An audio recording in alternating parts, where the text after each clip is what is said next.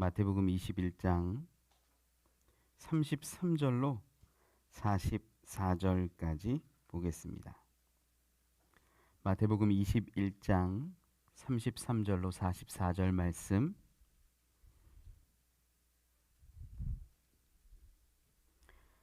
신약성경 36면에 있습니다. 마태복음 21장 33절로 44절의 말씀, 우리 한 절씩 교독하지요. 다른 한 비유를 들으라. 한 집 주인이 포도원을 만들어 산 울타리로 두르고 거기에 즙 짜는 틀을 만들고 망대를 짓고 농부들에게 새로 주고 타국에 갔더니 열매 겨어들 때가 가까움에 그 열매를 받으려고 자기 종들을 농부들에게 보내니 농부들이 종들을 잡아 하나는 힘이 때리고 하나는 죽이고 하나는 돌로 쳤건을 다시 다른 종들을 처음보다 많이 보내니 그들에게도 그렇게 하였는지라. 후에 자기 아들을 보내며 이르되 그들이 내 아들은 존대하리라 하였더니 농부들이 그 아들을 보고 서로 말하되 이는 상속자니 자 죽이고 그의 유산을 차지하자 하고 이에 잡아 포도원 밖에 내쫓아 죽였느니라. 그러면 포도원 주인이 올 때 그 농부들을 어떻게 하겠느냐. 그들이 말하되 그 악한 자들을 진멸하고 포도원은 제때의 열매를 바칠 만한 다른 농부들에게 새로 줄지니이다. 예수께서 이르시되 너희가 성경에 건축자들이 버린 돌이 모퉁이의 머릿돌이 되었나니 이것은 주로 말미암아 된 것이요 우리 눈에 기이하도다 함을 읽어본 일이 없느냐. 그러므로 내가 너희에게 이르노니 하나님의 나라를 너희는 빼앗기고 그 나라의 열매 맺는 백성이 받으리라. 이 돌 위에 떨어지는 자는 깨지겠고 이 돌이 사람 위에 떨어지면 그를 가루로 만들어 흩으리라 하시니. 아멘. 아멘. 감사합니다. 우리 함께 예배를 드리는 이 자리에 계신 분들, 또 온라인으로 예배를 드리는 여러분들을 축복합니다. 하나님이 함께 하시고 은혜로 채우시기를 원합니다. 이제 한 달 조금 더 지나면 제가 개척한 지 7년, 만 7년이 됩니다. 그래도 꽤 오랜 시간이 흘렀어요. 눈 깜빡할 사이에 7년이 지나가는 것 같아요. 그 가운데 이제 우리 교회에 오셨다가 이렇게 떠나간 분들도 덜어 있습니다. 청년들이 군대 가기도 하고 여러 모양들이 있었어요. 그 가운데 제가 기억이 나는 분이 한 분 있는데, 이 성도님은 저한테 마지막에 이렇게 교회를 떠나가시면서 그런 얘기를 하시더라고요. 그때 이제 안수받기 전 전도사였는데 전도사님인지 카페 사장님인지 구별하기가 어렵대요. 그래서 자기는 적응을 못 하겠다는 거예요. 그러더니 교회를 떠나겠다고 떠나셨어요. 지금 뭐 목사잖아요. 목사인데 사장인지 목사인지 구분이 안 갈 수 있죠. 저희 카페 직원은 우리 교회 나오지 않습니다. 근데 이 직원 전화기에 저장되어 있는데, 제 번호가 저장되어 있는데 이렇게 저장돼, 목사장님. 그렇게 저장이 돼 있어요, 실제로. 목사님인 것 같기도 하고 사장님인 것 같기도 합니다. 여러분, 제가 누굴까요? 목사님이에요. 여기 이 지역에 있는 수많은 분들이 와서 커피 교육도 많이 받으셨어요. 지금까지 커피 교육 받은 분만 100명이 넘어요. 4명, 5명. 때로는 이게 그룹 강의도 하기도 했고, 커피 배우는 분들에게 저는 선생님이라는 호칭을 많이 듣습니다. 또 우리 교회 성도님들이 저를 보면 목사님이라고 인사하죠. 카페에 처음 오는 분들은 저한테 아저씨라고 부르기도 합니다. 한 사람이 있어도 마치 배우처럼 각각의 모습과 형태들, 이런 걸 가지고 있다라는 거예요. 회사에서는 상냥한 직원인데 자녀에게는 근엄한 부모인 경우 있지요. 배우자에게는 한없이 다정한 사람일 수 있지요. 거래처에 가서는 갑질하는 사람일 수도 있습니다. 그러면서도 경찰 같은 사람 만나면 한없이 약한 시민으로 자기를 얘기할 때도 있어요. 여러분, 여러분의 모습은, 여러분의 존재는 어떻게 정의되고 있습니까? 저는 저희 집에 가면 새 아들의 아빠입니다.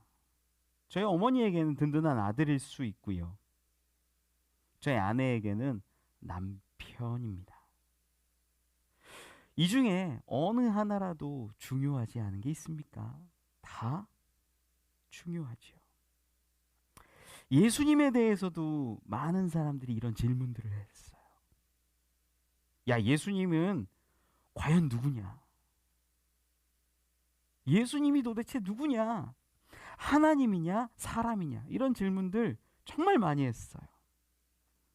어떤 사람은 야, 예수님은 하나님이야. 완벽한 하나님이야. 어떤 사람은 사람이야. 완벽한 사람이야.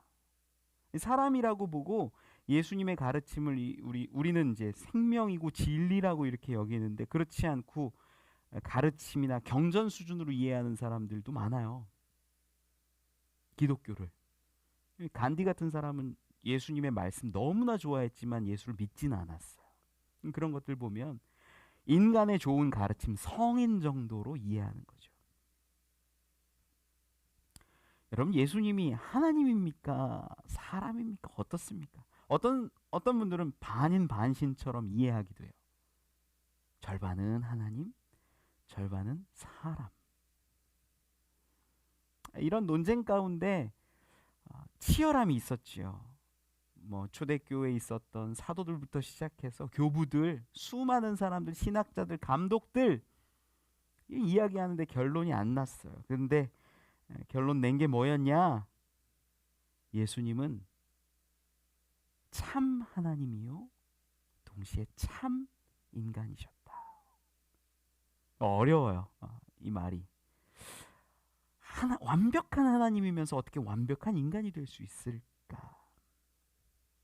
하지만 그것이 예수 그리스도의 가장 독특하고 가장 아름답고 분명한 모습이라는 거죠. 여러분은, 저는 어떻게 정의되고 무엇으로 이야기를 들으면서 살아갑니까? 각자 다른 모습이에요. 교회에선 정말 제가 보기엔 다 아름다운 성도님들인데 집에서는 무서운 엄마 아빠일 수도 있어요. 회사에 가서, 사업장에 가서는 안 좋은 사람처럼 비칠 수도 있어요. 각자의 모양과 역할 다 다릅니다. 그런데 우리가 기억해야 하는 것 하나가 있어요. 그건 뭐냐면 우리의 근본된 모습은 뭘까라는 거예요. 그 근본된 모습, 저는 그 모습이 가장 자랑스럽고 그 모습을 생각하면 행복해요. 그게 바로 하나님의 자녀라는 겁니다. 내가 우리 어머니 앞에서는 아들일 수 있고 내 아들들 앞에서는 아버지일 수 있지만 저는 하나님의 자녀됨에 참 감사해요. 여러분의 근본 모습은 뭐냐라는 거예요. 우리가 이걸 알아야 돼요. 이 세상 살아갈 때 수많은 이름들이 우리를 정의할 수 있지만 가장 본질에 가까운 모습은 하나님의 자녀입니다. 태초에 하나님이 천지를 창조하시고 인간을 만드시지요. 그 인간을 만드시고 하나님이 너무나 기뻐하셨어요. 그것이 우리의 이름이요 모습 되기를 소망합니다. 사람들이 살아가는 가운데는 분쟁도 많고 다툼도 많고 서로의 의견이 엇갈리고 치고받고 싸울 때도 많지만 하나님의 아들이요 딸이란 그 말이야말로 가장 아름답고 우리가 포기할 수 없는 이름이라는 거예요. 그 모습, 하나님의 자녀된 모습을 찾아가는 게 신앙이에요. 자녀라면 진짜여야 하고요. 하나님의 아들이요 딸이라면 진짜 아들과 딸의 모습으로 살아가야 합니다. 예수 믿는 사람들이 거짓말하면 안 돼요.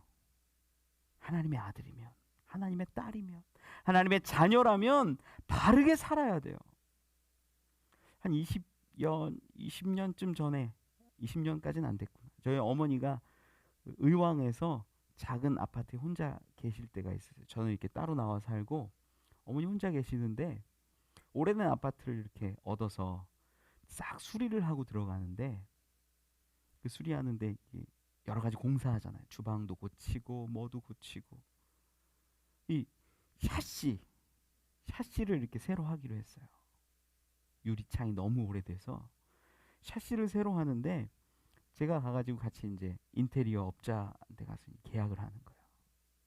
샤시는 이런 걸로 해주시고, 바닥은 이런 걸로 해주시고, 벽지는 이런 걸로 해주고, 쭉 설명하고 그대로 이제 적고 계약서를 쓰죠.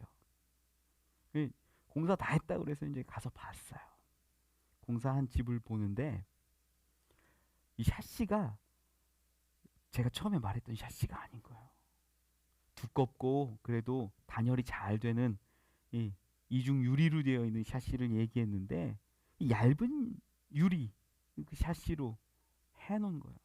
제가 20살 때 그래도 제가 이제 다니던 교회에 샤시 일하시는 분이 계셔갖고 제가 알바를 몇 번 갔었거든요. 샤시 막 유리 들고 이런 거 알아요. 보면 사이즈를. 그런데 원했던 걸 안 해놓은 거예요. 이분이 가게 이름이 신앙적인 이름이에요. 이거 밝힐 수는 없는데 믿음 있어 보이는 그 가게 이름을 떡 걸어놓고 인테리어 업을 하시는데 다른 걸 해놓은 거예요. 제가 얘기해요. 사장님, 이거 아닌 것 같은데요. 그분의 말이 어떠냐면 맞대요. 제가 처음 주문한 거랑 맞대요. 얼마나 속이 상하든지요. 화가 나든지요. 가게 이름은 예수님 잘 믿는 것처럼 이름 딱 꾸며놓고 거짓을 말하고 있어요. 제가 전문가 불러서 보자고 하니까 그제서야 말 바꾸어서 처리를 해주더라고요. 여러분, 하나님 믿는 사람이요 거짓말하면 안 돼요. 우리가 더 사랑하지는 못할 망정 미워하고 헛소리하고 잘못된 이유로 그렇게 살아가면 안 돼요.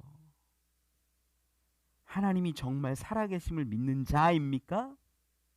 하나님이 모든 것을 보고 계신다라는 것을 아는 자입니까? 우리의 모습, 우리의 죄과 우리의 허물을 가장 잘 아시는 하나님이 내 옆에 계신다라고 믿는 사람입니까? 거짓말하고 거짓 증거하고 거짓으로 자기의 유익을 추구하는 것, 그건요 하나님의 자녀로서의 삶은 실패한 겁니다. 사실 오늘 본문 말씀은요 어떤 이야기냐면, 예수님의 권위는 어디에서부터 있는가라는 이 질문으로부터 시작된 이야기예요. 마태복음 21장을 전체를 다 읽으면 아마 조금 더 이해가 잘 되실 거예요. 예수님이 막 이적도 펼치고 회당에서 가르치실 때는 그 말씀에 권위가 있었어요. 이런 이야기를 들어본 적이 없다. 많은 사람들이 놀라죠. 그때 이 대제사장과 이 장로들이 찾아와서 예수님한테 물어요. 마태복음 21장 23절에 네가 무슨 권위로 이런 일을 하느냐, 또 누가 이 권위를 주었느냐.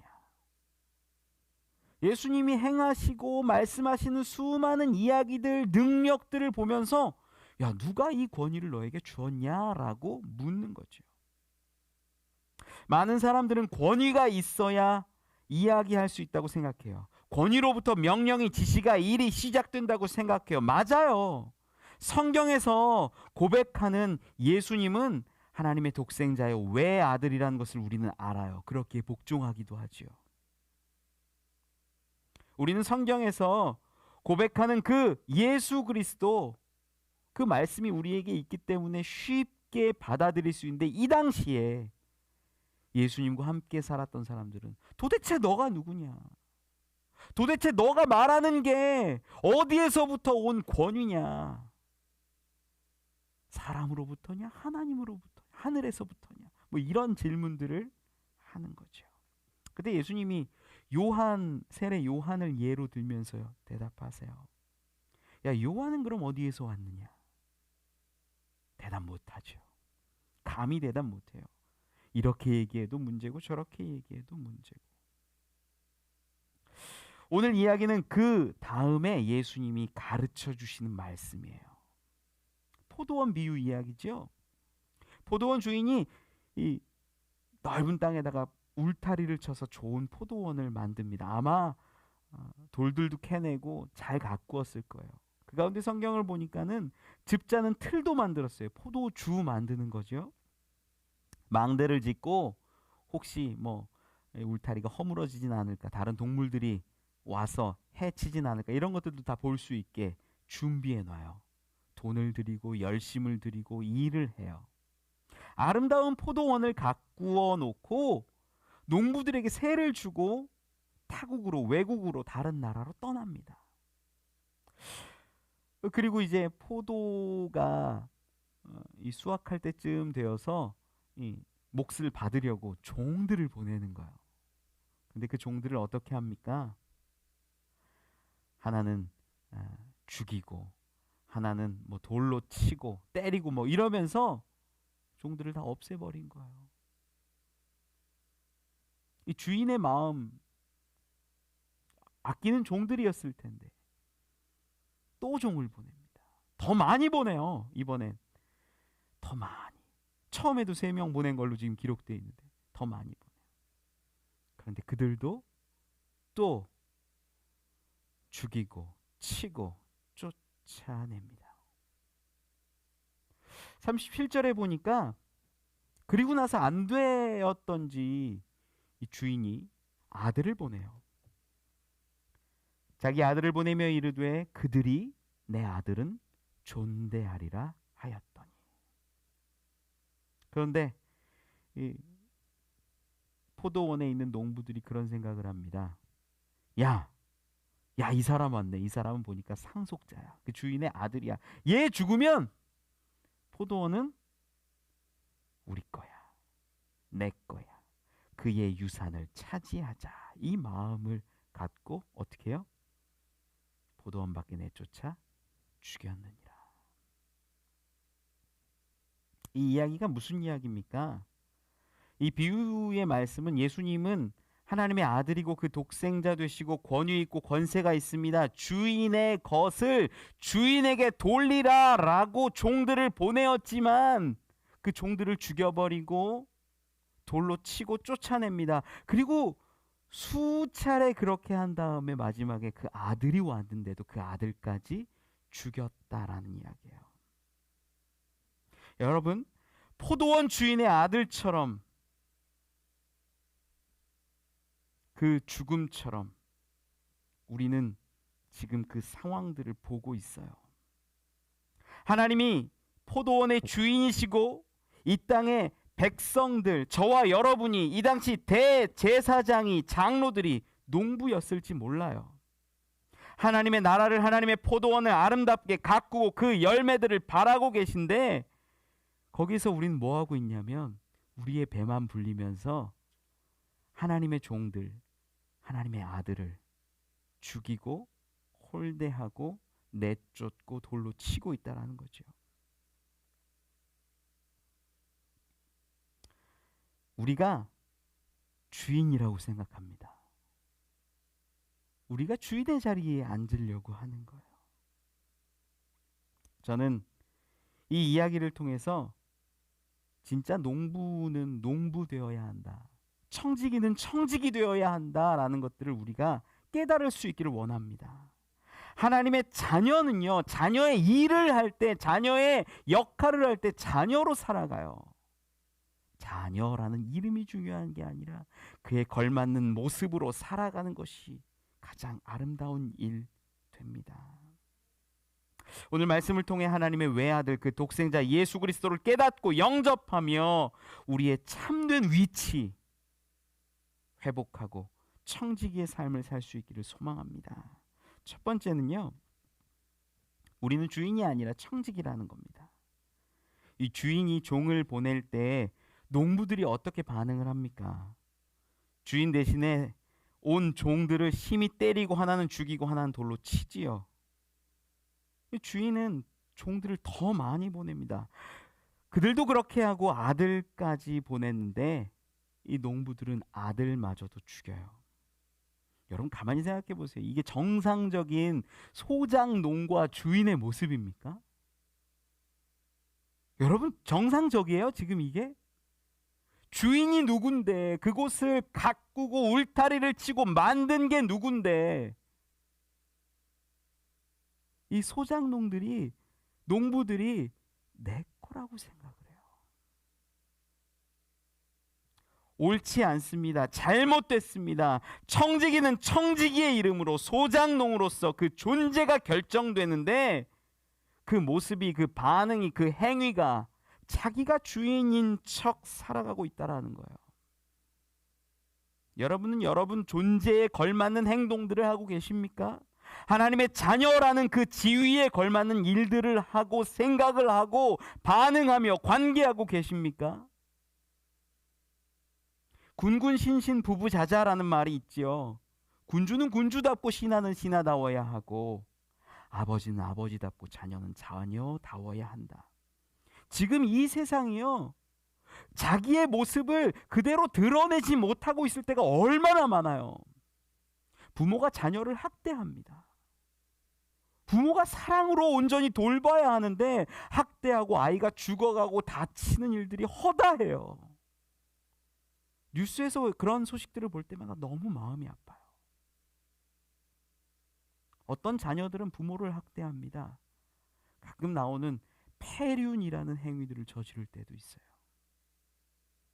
여러분, 아버지가 아버지답고 아들이 아들다워야 합니다.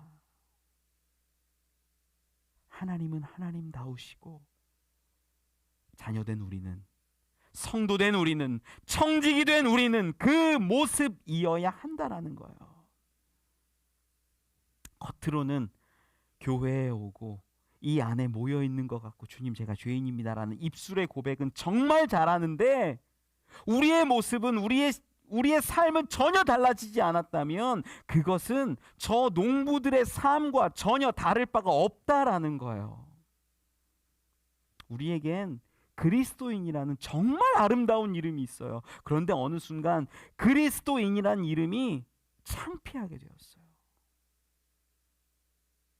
제가 아는 지금 미국에서 목회하시는 목사님 한 분은 운전하고 가다가 접촉사고가 딱 나면 제일 먼저 하는 게 여기 룸미러에 있는 십자가를 내리는 거예요. 극동방송을 끄는 거래요. 은혜 되게 말씀 듣고 찬양하고 운전하고 가다가 접촉사고 나면 뭐 해야 되니까? 싸워야 되니까, 이겨야 되니까, 주장해야 되니까. 상대가 그리스도인인 걸 알면, 교회 다니는 걸 알면 내가 양보해야 될 것 같아서. 여러분, 진짜 아름다운 청지기가 되시길 축원합니다. 그리스도인의 이름은 그런 게 아니에요. 그리스도인의 이름은, 그리스도의 인이라는 그 뜻은 정말 아름답고 위대한 이름이에요. 그냥 겉만 번지르르한 이름들이 아닙니다. 디도서 1장 7절에는 하나님의 청지기로서의 모습이 감독의 어떤 모양으로 통해서 이야기를 하고 있어요. 이렇게 기록합니다. 감독은 하나님의 청지기로서 책망할 것이 없고 제 고집대로 하지 아니하며 급히 분내지 아니하며 술을 즐기지 아니하며 구타하지 아니하며 더러운 이득을 탐하지 아니하고 오직 나그네를 대접하며 선행을 좋아하며 신중하며 의로우며 거룩하며 절제하며. 전 여러분들이 이러한 하나님의 청지기가 되기를 축원합니다. 우리에게 그러한 청지기의 모습이 있어야 된다는 거예요. 주인의 청지기 하나님을 믿는 자라고 하면서 예수님이 그렇게 말씀하시고 강조하셨던 자기 십자가를 지는 사람은 없다라는 거예요.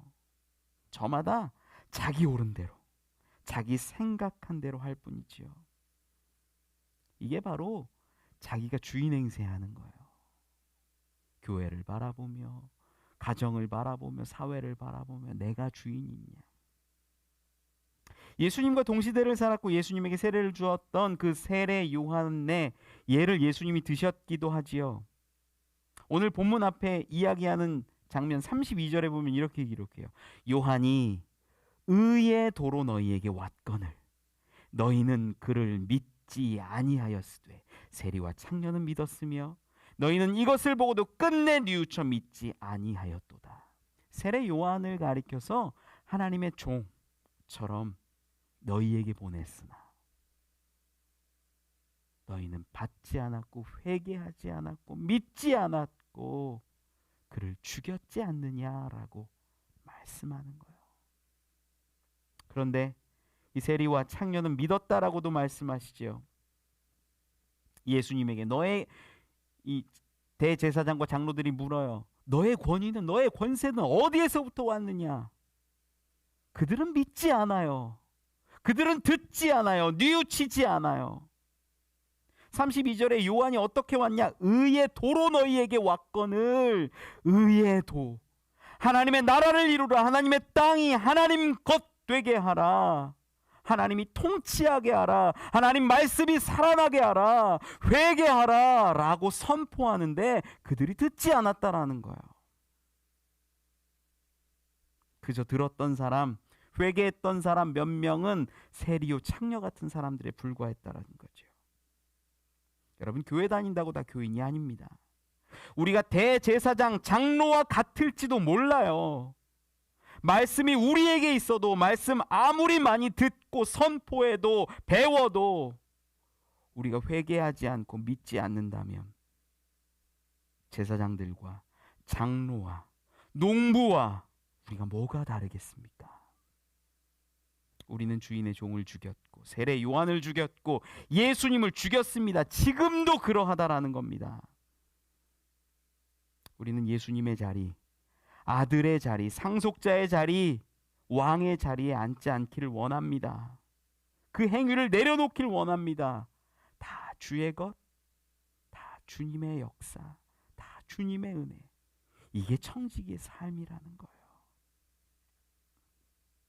내가 소유할 수 있을 것 같다. 그 보좌에 내가 앉을 수 있을 것 같다. 그 마음을 내려놓을 때 진짜 그리스도인이 됩니다. 다 주님이 주셨습니다. 주님의 은혜입니다.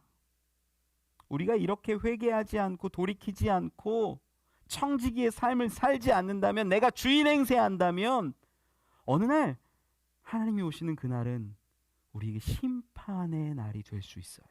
성경도 그것을 이야기하고 있어요.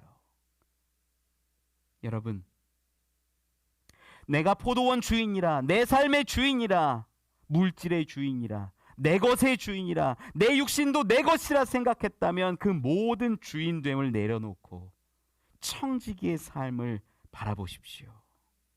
왕의 자리에서 내려오시기 바랍니다. 제사장과 장로의 자리에 앉아 의의 도, 하나님의 말씀, 하나님 나라를 이루어가는 진정한 청지기 되기를 축원합니다. 두 번째 은혜 나누기 원하는 것은요, 계속해서 보내시는 탕부 하나님이 계시다라는 거예요. 팀 켈러 목사님의 그 탕부 하나님이라는 책이 있어요. 짧은 책이에요. 작은 책이고 원하면 뭐 하루면 읽을 수 있는 책이에요.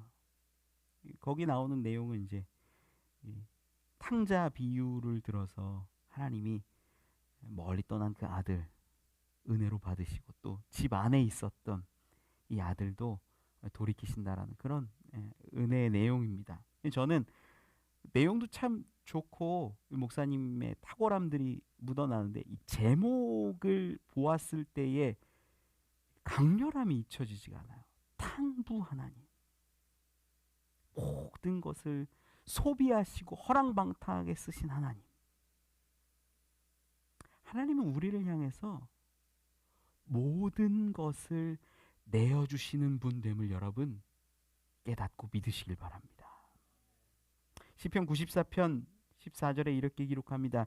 여호와께서는 자기 백성을 버리지 아니하시며 자기의 소유를 외면하지 아니하시리로다. 하나님은요, 우리에게 정말 구원자가 되고 싶어 하세요. 구원자가 되세요. 참으시고 또 참으시고 우리를 외면하지 않으세요. 하나님은 결코 당신의 백성들을, 자녀들을 외면치 않으시고 계속해서 당신의 땅에 당신의 열매 얻기를 바라며 종들을 보내시고 말씀을 선포하세요. 그것이 선지자고 예언자임을 저는 믿습니다. 모세를 보내셨고 다윗을 보내셨고 엘리야와 엘리사를 보내셨고 에스라와 느헤미야를 보내셨습니다. 우리에게 수없이 많은 하나님의 종들이, 예언자가, 선지자들이 찾아왔고 하나님을 선포하고 하나님 나라를 고백했습니다. 그런데 우리는 올 때마다 죽이고 거절했죠. 왜? 내가 왕이니까. 내가 왕 되었으니까. 내가 주인이니까 죽이는 거예요. 심지어 오늘 본문의 배경이 되는 예수 그리스도도, 그분도 십자가에 매달지 않습니까? 본문에 예수님이 말씀하시고 포도원에 이 포도원 농부들에게 선포하시는 이야기가 무엇이겠습니까? 하나님 나라를 하나님 뜻대로 하나님의 통치 가운데 서게 하라는 가르침이 외침 아니었겠습니까? 그런데 그들은 귀를 막고 종들을 죽이는 거예요. 저는 그런데 이 장면 가운데 참 은혜되는 모양을 하나 발견했어요. 저 같으면, 이 참 부족한 저 같으면 제가 종을 하나를 보냈을 때 말 안 듣고 죽였잖아요. 제가 달려가요. 말 타고 달려가고 막 군인들 데려가서 그냥 진멸할 것 같아요. 하나님은 계속 보내요. 종을 보내요. 또 보내고 또 보내고. 그 종들 가운데는 수족처럼 사랑하는 자들도 있었을 겁니다. 가족 같은 자도 있었을 거예요. 우리가 말하는 이 종이 학대하는 그런 종이 아니에요. 가족 같은 개념이에요. 그들이 하나씩 하나씩 죽어나가고 마지막에 야, 내 사랑하는 종들이 다 죽었는데 아들까지 보내잖아요. 그 마음 한켠에는 성경에 고백되어 있는 내 아들은 존대하리라 라는 마음도 있지만 한켠에는 내 아들도 죽으면 어떡하지라는 마음이 왜 없었겠습니까? 그런데 그 아들까지 보내는 모양이, 그 이야기가 얼마나 가슴이 먹먹해 오던지요. 왜 그 아들까지 보낼까요? 포도원의 주인이신 하나님은 그 종을 계속 보내시는 것뿐만 아니라 더 보내시고 계속 보내시고 심지어 그 종들이 죽었음에도 불구하고 아들을 보내세요. 이것이 바로 포기하지 않고 버리지 않고 자기 소유를 외면하지 않으시는 하나님의 모습이라는 겁니다. 다 내려놓고 다 버리고 자기 자식까지 보내는 그 마음. 여러분, 여기에 우리가 알지 못하는 하나님의 참으심이, 포기하지 않으심이, 외면하지 않으심이, 비전이, 기다리심이 있음을 믿으시기 바랍니다. 애굽에서 나온 이스라엘 민족을 한번 보십시오. 그들이 막 아우성치잖아요. 앞에 바다가 가로막혀 있다. 배를 찾는 자도 있었을 거고 뒤에서 애국 군사가 오는 것이 멈추어지기를 바라기도 했을 겁니다. 하나님은 바닷길을 여시지요. 먹을 것이 없습니다. 땅에서 먹을 것을 찾고 길에서 곡식을 얻어야 하는데 놀랍게 하나님의 방식은 하늘에서 먹을 것이 오는 거였어요. 만나를 주세요. 강을 찾고 물을 찾고 이 타들어가는 목을 죽여야 하는데 하나님은 반석에서 물을 내주세요. 하나님의 방식이요, 인간이 생각하고 인간이 계획한 거랑 전혀 다르다라는 것을 우리는 볼 수 있어요. 그 기적을 볼 때마다 그들은 하나님을 경배하고 예배했지만 바로바로 돌아서요. 모세를 음해할 때도 있었어요. 모세와 다투고 싸울 때도 많았어요. 왜 우리를 목마르게 하냐고, 왜 우리를 죽이게 하냐고, 애굽에는 매장지가 없어서 우리를 여기까지 이끌고 왔냐고 따지는 일도 많았어요. 그런데 하나님은 계속해서 당신의 사랑을 퍼부으세요. 계속해서 기적을, 치료를, 광야의 생활을 이끌어 가세요. 저는 그 모습이 마치 하나님이 가진 사랑과 능력, 모든 것을 탕진하고 계신 탕부 하나님을 드러내는 것처럼 보였어요.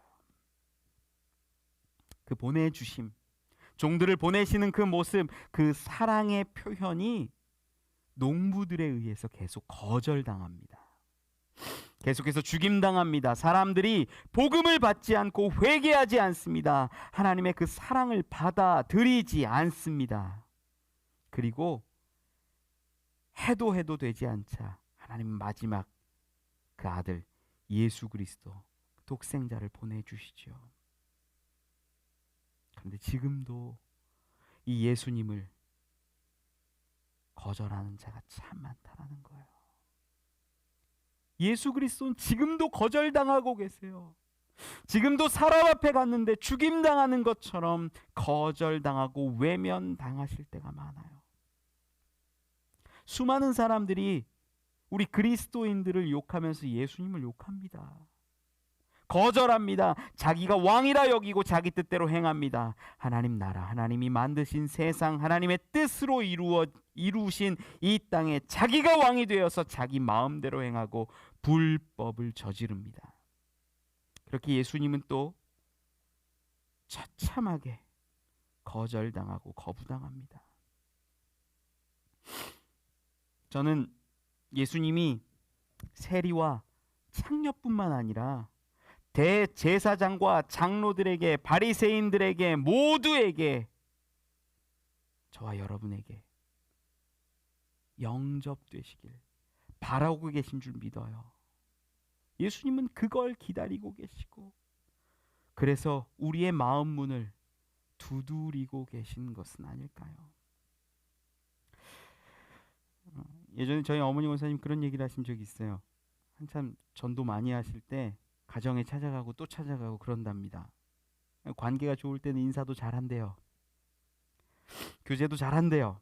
그러다가 뭐가 하나 이제 속상하고 기분이 나쁘고 마음이 틀어지면 띵동 했는데 문도 안 열어준다는 거예요. 안에 있는 거 뻔히 아는데 문도 안 열어준대요. 속상하대요. 집에 안에 있는 거 분명히 아는데 문도 안 열어준대요. 그럼 마음이 상한답니다. 30분을 밖에서 기다린대요. 현관문에서. 문도 안 열어주고 대꾸도 안 한대요. 마음이 상할 대로 상해가지고 돌아오고 교회 가서 기도할 때 그런데, 하나님 나 이제 절대 안 가요. 그 집에 절대 안 갈 거예요. 하나님. 그런데 기도하면 하나님이 그런 마음을 주신대요. 그래도 가라. 나도 너한테 갔다. 저도 그렇더라고요. 복음 전할 때 거절당할 때가 얼마나 많은지 몰라요. 예수 믿으면 정말 좋습니다. 교회 정말 아름다운 건강한 공동체입니다. 예수 믿고 구원받으세요. 천국의 소망을 가지세요. 영생하세요. 아무리 이야기해도 거절당할 때가 많아요. 저는 그때마다 마음에 새깁니다. 이 거절이 우리 십자가가 되어가는구나. 여러분은 또 얼마나 예수님을 거절하셨습니까? 우리도 그랬잖아요. 많이 거절했잖아요. 믿지 않았잖아요. 그대로 행하지 않았잖아요. 회개하지 않았잖아요. 하지만 하나님의 그 놀라운 사랑의 물결이, 그 하나님의 사랑하심이 파도같이 몰아쳐서, 아니 파도보다 더 높은 해일처럼 우리를 감싸고 덮어버리고 우리 가운데 찾아오심을 여러분 경험하시길 원합니다. 하나님은 우리가 거절할 때마다 계속 찾아오셨어요. 수없이 거절당하고 죽으셨지만 우리에게 또 찾아오세요. 그 마음을 다 써버린 탕부 같습니다. 여러분, 하나님의 사랑, 그 마음에 쏟아놓음이 바로 예수 그리스도 됨을 믿으시기 바랍니다. 마지막 예수 그리스도께서 하나님의 사랑을 온전히 이루시고 우리에게 오셨잖아요. 그 아들이 우리에게 오셨고 마지막 아버지의 마음, 주인의 마음, 하나님의 마음을 선포하세요. 지금이 어쩌면 이 마지막 회개의 때인지도 몰라요. 돌이키기를 바랍니다. 우리를 향해 마지막까지 다 쏟아부으신 그 사랑, 예수 그리스도를 이제는 받고 믿고 주인이 주시는, 하나님 아버지가 주시는 놀라운 은혜와 복을 누리는 저와 여러분 되기를 축원합니다. 말씀을 맺습니다. 우리는 참 다양한 모습, 다양한 관계를 가지고 다양한 사람들하고 살아갑니다. 저는 목사이고 사장이고 아버지이고 아들입니다. 남편이고 목자가 될 때도 있고 친구가 될 때도 있으며 상담가가 될 때도 있습니다. 시인의 역할을 할 때도 있고 설교가의 모습을 할 때도 있습니다. 하지만 저는 하나님의 사랑, 거부할 수 없는 거대하고 아름다운 하나님의 그 사랑을 온 몸으로, 온 삶으로 받은 자 됨을 고백합니다. 예전에 저는 거절했지만 그 사랑을 받아 회개함으로 예수 그리스도를 믿음으로 하나님의 자녀가 되었고 이제는 청지기의 삶을 살아가고 있음을 저는 믿습니다. 그렇게 되기를 소망합니다. 우리 주 예수 그리스도는 대제사장들로부터, 장로들로부터, 건축자들로부터 버려진 돌처럼 되셨습니다. 하지만 하나님이 그를 모퉁이 돌로 든든한 반석으로 세우셨습니다. 우리의 모습을 돌아보십시오. 이제는 아버지, 남편, 아내와 어머니, 자녀 그 모든 모습보다 하나님의 청지기의 모습, 하나님의 자녀됨의 모습을 회복할 수 있기를 원합니다. 오직 회개와 돌이킴, 믿음으로 우린 하나님의 사랑이신 예수 그리스도를 영접합니다. 당신을 주시고 목숨까지 주신 그 사랑을 우리가 깨닫고 하나님께 나아올 수 있길 바랍니다. 그 사랑이 우리를 살립니다. 회복시킵니다. 하나님 안에 거하게 합니다. 그러한 저와 여러분 함께하는 교회와 성도들 되시기를 축원합니다. 기도하겠습니다. 하나님 감사합니다. 우리의 모습이 하나님의 자녀요, 청지기이며 아름다운 그리스도인됨을 고백합니다. 내가 주인 삼았던, 우상 삼았던 우리의 모습, 하나님의 그 보좌에 앉았던 우리의 모습 이제는 내려오게 하시고 예수 그리스도를, 하나님을 우리 마음에, 우리 삶의 보좌에 앉히시게 하셔서 주님 뜻대로 순종하며 살게 하여 주시옵소서. 우리는 거부하고 우리는 부인하며 거절했지만 우리에게 항상 찾아오시는 하나님을 만날 수 있기를 원합니다. 이제는 하나님의 나라를 바라보게 하시고 이제는 하나님을 믿고 의지하게 하여 주옵소서. 그 놀라운 사랑의 하나님, 은혜의 하나님을 경험케 하시옵소서.